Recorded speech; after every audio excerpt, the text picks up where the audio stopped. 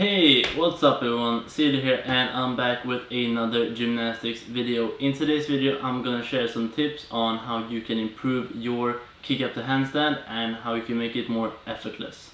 Coming up.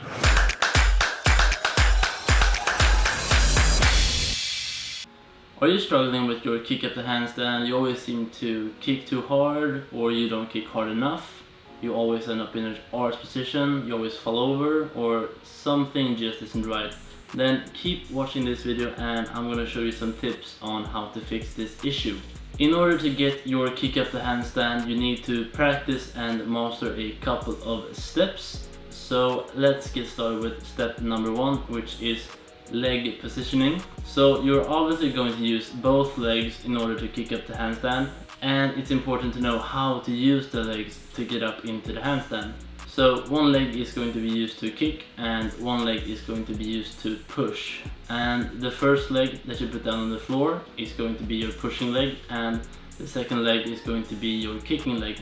So your pushing leg is going to be bent and it's going to push you off the floor during the kick up, and your back leg is going to be straight and it's going to kick you straight up into the handstand. It's really important to always remember to always keep the back leg straight. This is essential in order to get the correct speed and technique for the handstand kick up.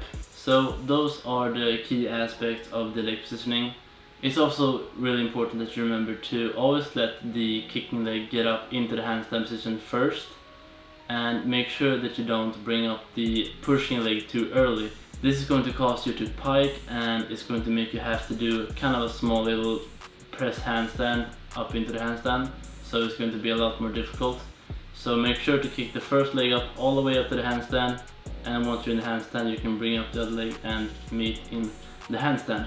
So that's all for the first step, leg positioning. Now we're gonna move on to the second step, which is kick up variations. There are two variations that you can use to kick up the handstand, or at least two that I most commonly use when I teach the kick up the handstand. You can either do a lunge with a forward reach, or you can do a kick up where your hands are already planted on the ground.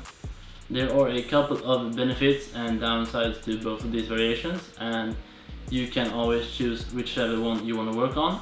Let's take an overview of the first variation, the lunge step-in. The benefit of the lunge step-in is that you're going to get a lot of speed and power just from the lunge and the reaching forward of the hands. And since you get a lot of power from the lunge in, you don't have to kick as hard. And since you don't have to kick as hard, there's less chance of you kicking over into a arch position. And this is going to make it easier to end up in that nice straight handstand. So how you do it is with your hands above your head, arms straight, covering your ears. You want to lift your first leg straight up with the leg straight. Take a nice big lunge, step forward, and don't bring your arms down, keep them by your ears at all times. Then you want to reach forward as far as you can, and using the speed from the lunge and the step in, you want to kick up into the handstand. Make sure to keep the kicking leg straight and push really good with the bent leg.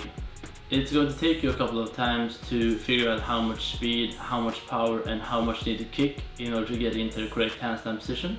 During the kick up you want to focus on kicking the leg straight up towards the handstand. Try to avoid kicking over. A lot of people do this since they usually work with the wall and they want to kick towards the wall, but this is often going to cause you to arch your back, so it's really important to think about kicking straight up towards the handstand instead of kicking over. Let's move on with the second variation with the hands planted on the ground.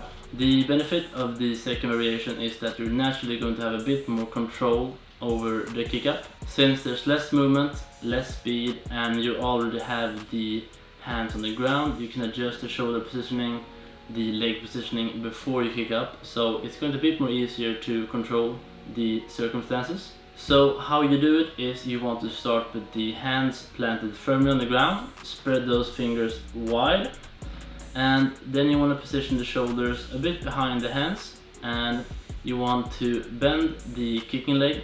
You want to keep your shoulders a bit behind your wrist. You want to bend the pushing leg, keep the kicking leg behind and keep it straight. Then you want to lean a bit forward with the shoulders over the wrists. You want to kick with the back leg, push with the pushing leg, and lean your shoulders over the wrists and try to catch it in a handstand. In the beginning you can of course just do small kicks and do them as big as you are comfortable with, but the goal of course is to end up in a handstand. But do it slow and gradual and do it at your own pace. It's really important to focus on kicking up through a hollow position. Like in the previous variation, you don't want to think about kicking forward and arching the back during the kick up. You always want to focus on keeping a nice hollow shape. So focus on keeping your abs tight, keep those glutes tight, and try to maintain that good body tension. One important thing to think about during this variation is that in the beginning you're going to lean a bit over the shoulders during the kick up. And then as you finish into the handstand position, you need to put your shoulders back in order to align them over the wrists. Otherwise you're going to keep leaning forward and you're going to fall, or you're going to get poor balance. This pushing back of the shoulders is going to be done simultaneously as you lift the hips up towards the handstand. You can use both of these variations. You can choose whichever one you like the most. You can play around with both. It's totally up to you. Both are great, they work great in different ways, and they have different benefits and different downsides, so you just need to figure out which one you like the most. You can of course practice these against the wall or freestanding, depending on your current level and how comfortable you are with the kick-up. So that was all for step 2, the kick-up variations. Let's move on to step number 3, which is practice.